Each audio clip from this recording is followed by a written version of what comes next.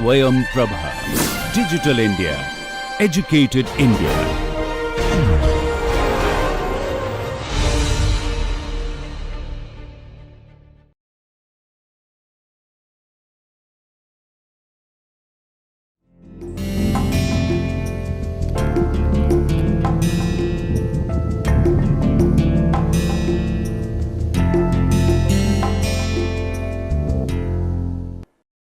Hello everyone, this is Rajesh Sengupta and we are here in the second installment of our week on textiles and contemporary art practice in India. So, as we have already started talking about some of those examples in which we understand that how textiles have been a crucial part of contemporary art making in India, we'll continue this discussion with this project by Nalini Malani and Iftikhar Dadi. And in this project, we see that how it managed to sort of look into certain boundaries that we create in the post-independence era. And as we know that 1947 was a decisive moment for a number of communities, and especially the communities who were there in the frontier provinces. So for example, both Bengal and the western frontier, that is Punjab and Sindh region. And so what we see during this area, what we see during this time, that when with the partition of the Indian subcontinent, with the partition of India during this time, this two nation states were created, that is India and Pakistan. And then of course the way we see that eventually Pakistan was then made as like East Pakistan, West Pakistan, and then Eastern Pakistan was then transformed into the nation state of Bangladesh in 1970. And so this is something we find that during the this particular point in time after 1947, the map of the Indian subcontinent had gone through a radical transformation. And with this transformation, we see a number of communities, perhaps like a lot of people in the Indian subcontinent, were affected by this partition. And we can see that how this kind of lines those were drawn in terms of understanding that the borders which were created, these newly created borders, how they have shaped the idea of communities very differently from how it existed before. So those issues are something that we see that to be brought out by certain artists who faced this perhaps like the trauma of the partition, or like whose family was displaced, and of course like they have suffered this process of partition, which was a decision made by the colonial government. So this is something we see that to be there reflected in this work called Bloodlines, that was first made in 1997. And in this work by Nalini Malani, and Nalini Malani is this Indian artist but whose family migrated from Karachi to Bombay during the partition. And then we also see Iftikhar Dadi, who was based in Karachi during this time, and of course after that he moved to US to teach art history. So what we see that and of course Iftikhar Dadi today is one of the very well known art historian who specializes on contemporary art making in the South Asian context. So we see that the collaboration between artist and art historian, that had resulted into relooking at this map, or not perhaps the map, but then like this lines, this border lines, which they call as bloodlines. And by bloodline, perhaps the indication is there towards understanding that the shared trauma, or like the shared experience that runs in the blood of all the communities in this frontier regions as well as in the subcontinent, and then how the same bloodline that divides these communities. So that idea then we see that to be there, that is projected in this 16 square canvases. So this panels that we see in the right side of the screen here, that is on display, so all these panels are then arranged in a particular way, so that the map that was created by Radcliffe in that is called as the Radcliffe line. And so this border line is exemplified in the arrangement of these panels. and then we see that, I mean, except for these lines those are created, there is no other map that exists, but it kind of gives us a sense of what is there in the western frontier, what is there in the eastern frontier, and the space in between is void. So this kind of, like, I mean, understanding which gives a certain indication, but it does not really tell us the entire story, is something that focuses on the borders and not in the land that sort of, like, I mean, stays in between. Now then we get into the details about how these lines are created, how these panels are created. So we see sequin or chamki, that is something that is used for making this surfaces on these panels, and these panels, the way they are created, we see that there are those golden sequins here, and then of course, like, I mean, we see the bloodline or these border lines are created by this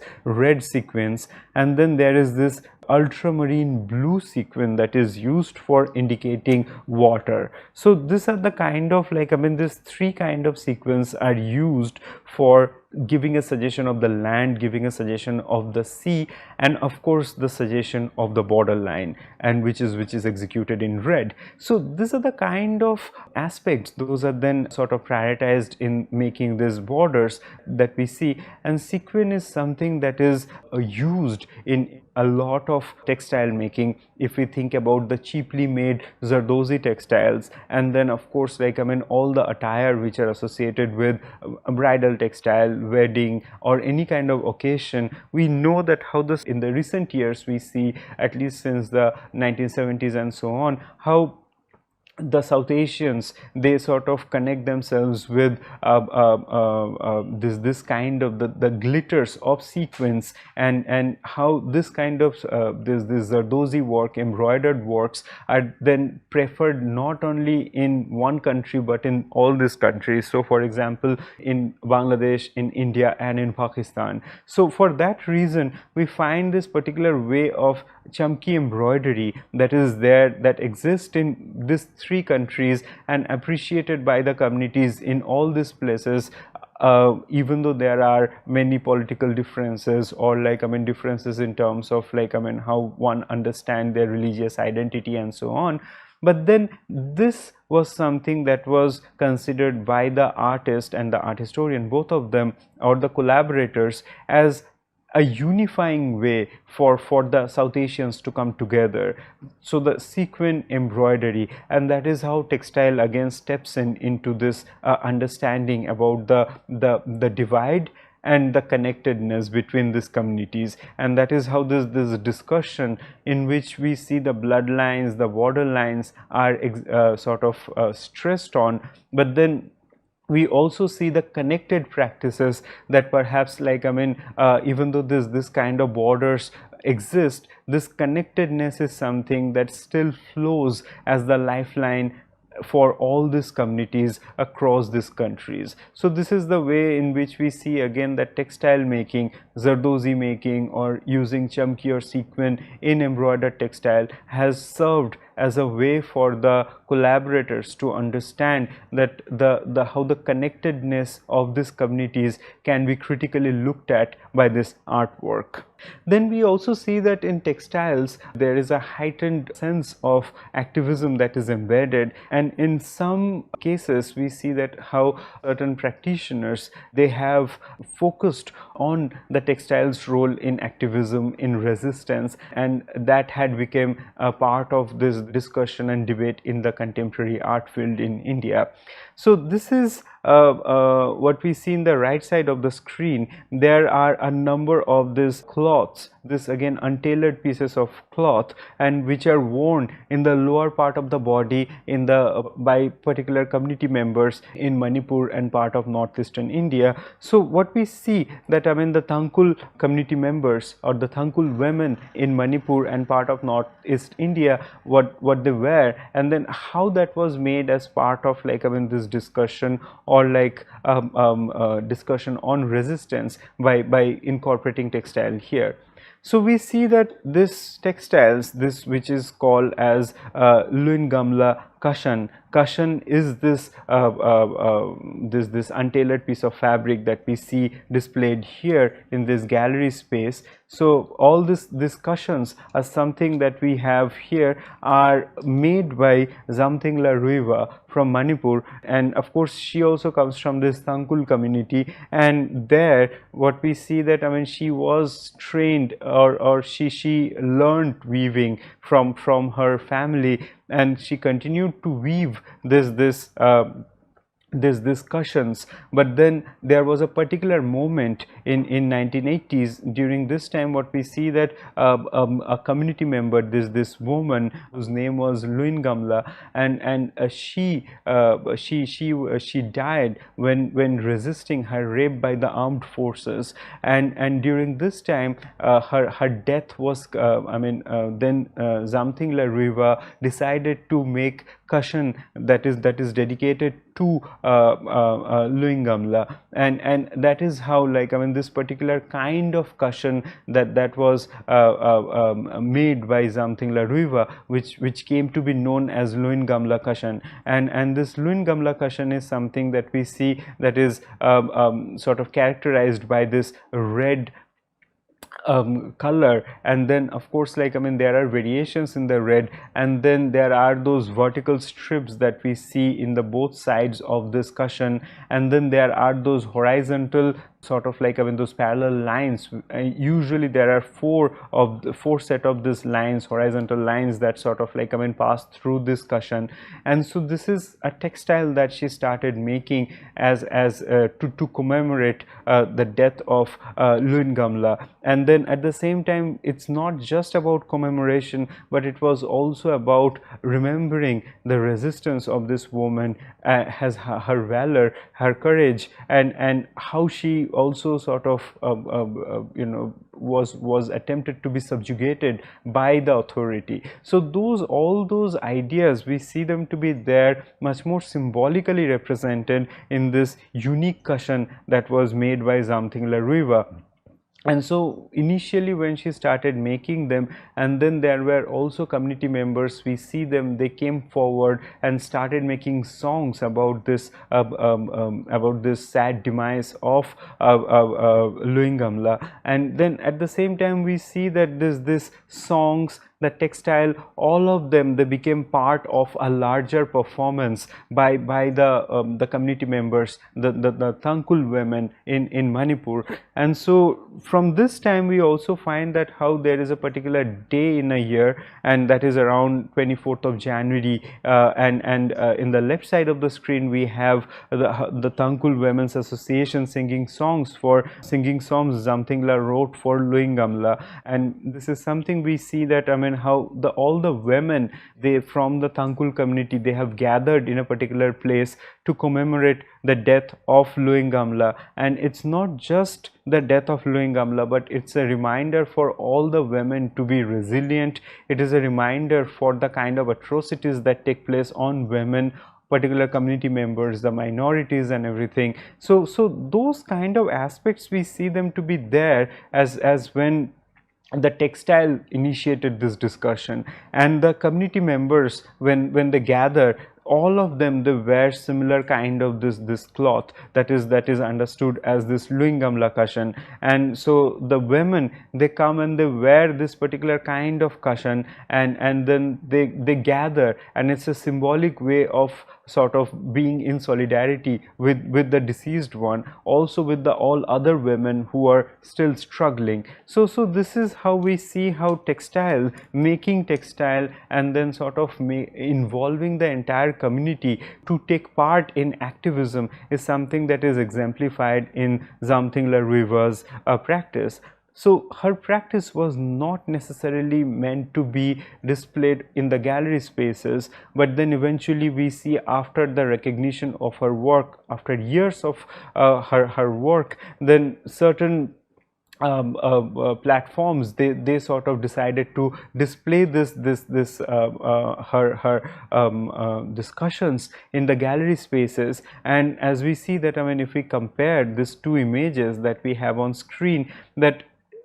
one is during the performance and one is there displayed on the gallery walls. And so during the performances it gets a different kind of meaning when we see that the women from the community, they embrace this cushion, they also sort of embody this sad story of and of course this empowering story of Lohing Gamla. And then when all those textiles are then sort of separated from the community members and displayed in the gallery space, they gain a different kind of meaning, in which in this white cube we see this bright red color. It sort of almost makes this ghostly presence of the ones who are not present there in person, but almost that how their resistance that sort of resists the traditional display scheme of the galleries. And then it sort of takes us in terms of understanding that how the community and art making and the contemporary art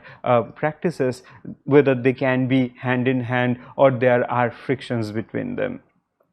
Now with these things we also see that when this kind of works are displayed in the gallery, it's not only about that the differences between when the same object is used by the community and then when this is completely disassociated with the community and then displayed in a gallery space. But when they are displayed in a gallery space, then it sort of attracts a different kind of audience to them, and that is how we see that the resonance of this kind of stories can be sort of circulated in outside of the community. In that way, like certain stories which are then suppressed by the authority or particular kind of of course, like in this in this hegemonic system, we see that those ideas then can also be spoken about in a different space when they this kind of objects are displayed in the gallery space. So these issues, we see that what is the advantage and disadvantage of displaying certain kind of community textiles or objects which are part of community practices in the gallery space. So there are pros and cons in both cases. And then what also happens in this case, that Zamthingla Riva is someone who was not trained as a metropolitan artist, something that I have already mentioned in the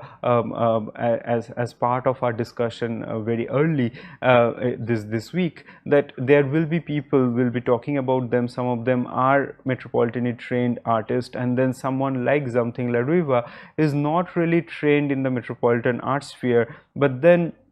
her practice is something that had resonated with the kind of activities and the endeavors that is prioritized in the contemporary field of art making and generating discussion about communities. And that is how we see how certain kind of practices are then made part of the contemporary art making in India and abroad. So this is another display of Zamthingla Riva's cushions. So here we see these cushions are there, and then of course this is this very characteristic Lohing Gamla cushion, and then later on she also came up with this rose cushion, and that was also in memory of another community member and who had also suffered the atrocities of the authority. So this is something we find that how certain kind of textile making, and with this embedded idea, we do not see that there are figurative motifs that sort of narrates the story of this women, this valiant women, but then we see there are symbolic gestures in which there are lines, there are particular kind of motifs, there is a particular way of arranging the composition, and then the color balance and everything, they come to signify the struggles of these women in a way that those are not really sort of spoken about in any other ways. So in this way we see that Zamthingla Riva's practice did not completely depart from this traditional way of making the cloth for the lower body of the women in their community, but then it certainly made a departure, because in the traditional setup, if we see that the fabrics are made for the entire community, and then the motifs are something that is shared by a lot of community members. But then in this case we see there is a almost personalized way of customizing these motifs and making them much more contextual to a specific context. I mean, it is not just about something that the entire community resonates with in terms of like if there are deity figures, if there are belief systems and so on, but this is a very specific moment that happened in the late 20th century, and that event is then commemorated by the way of lines, colors, and the arrangement of motifs. Those are then implemented in these textiles. So this is how we see how there is something like Weaver's position is almost in between an individual artist as well as someone as a community member. And when in the Dhaka Art Summit in 2018, when her cushions were displayed, we see that to be there in side by side with unnamed drawings by the Rohingya refugees in Bangladesh. And in this ones we see that some of these drawings that we have in the left side of the screen, in which we see that there are figurative depiction of people. I mean, either they are in pain or like, I mean, the part of their survival is shown in by this very minimalistic way of drawing them. So this kind of like, I mean, this issues that is still there, a prevalent issue about survival, struggle, atrocities by authority, and then like, I mean, the kind of the struggles especially there for the minority communities. So all those ideas, those are not just there in this cushion but also there in other forms of artworks. For example, these drawings by the Rohingya refugees, they are all sort of put together in one space so that the viewers can see that there are parallels between people. Perhaps they are separated by the boundaries of nation state, perhaps they are separated by linguistic and cultural differences, but then there are also certain kind of shared experiences we see. And to sort of people to understand that, I mean, the relevance of one particular art object, that can be the cushion, that can be the drawing, is not something that is just limited to this objects, but when they are sort of put in relationship to one another, then their relevance is heightened. Then we can see their relevance in many different ways, something that is not revealed very easily. So this is how we see how this kind of art objects, when this kind of objects, when they're displayed in the gallery space, they generate a discussion that is very different from when they are there in the community setup. And perhaps that is also one of the ways or one of the reasons for what we understand that why incorporation of textile or sort of like, I mean, having this conversation between textile and contemporary art field is something that is crucial. Now we also see that this textile is something that had been part of research and practice, and some of the artists, they're trained as both art historian and artist, and they have incorporated textile as part of their practice, and to either sort of like, I mean, evoke certain kind of memory or sort of revisiting certain aspects of history, but then also blurring the line between memory, history and reality, and of course that, I mean, you know, what is there in terms of the art's role in sort of bridging the gap between them. And by that, what we see that the art practice in this case, it almost becomes a historical fiction or a fiction that connects these different dots. So this is an image, and this is the on the slide we have a display shot from this exhibition project that is called Rivers of Blood, and that was executed by artist and art historian Paula Sengupta in 2009, and it was displayed in the Kemul Prescott Road in Mumbai. And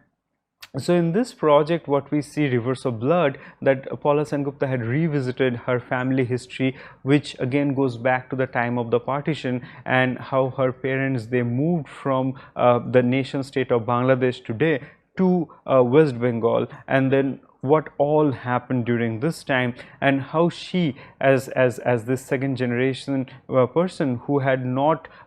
directly faced the horrors of partition, but then certain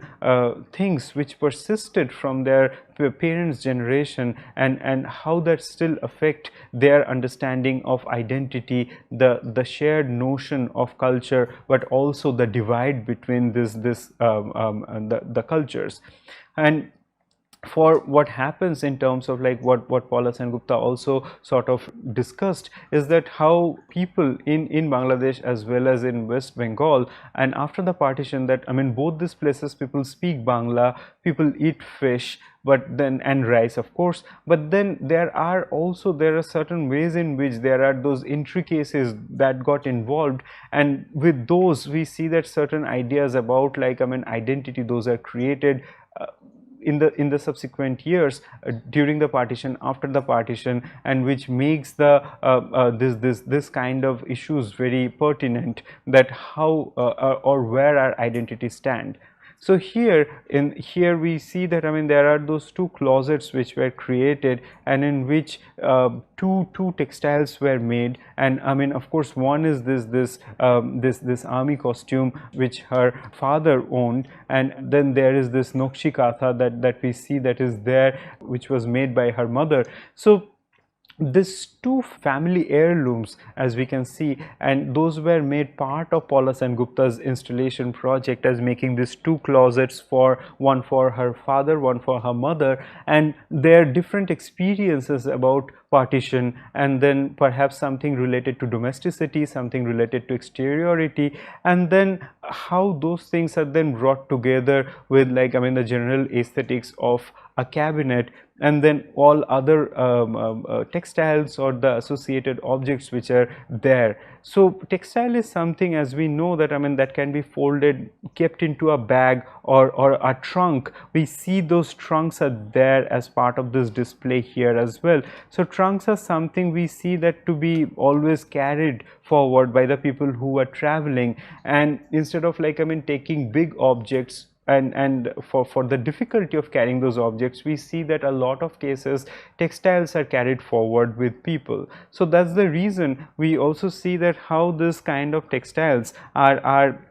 then made part of the family heirloom. And when Paula Sengupta incorporated these textiles as part of her art practice, then she did not just show these textiles as part of like a history, or she did not just show them as like those historical artifacts, those are displayed in the museum, but then made them as part of the life almost, by sort of reintroducing this cabinet like structure, and then of course that how the different objects which are associated with these textiles, they can give much more context about the lives of her parents and their relevance in the society today. So by this kind of arrangement, we see that certain objects are there from history, then she recalls certain memories, or like I mean certain oral narratives, and make them part of the display. And then the way she sort of like I mean fabricates these cabinets is something that becomes part of like I mean making this historical fiction. So textile plays again a very important role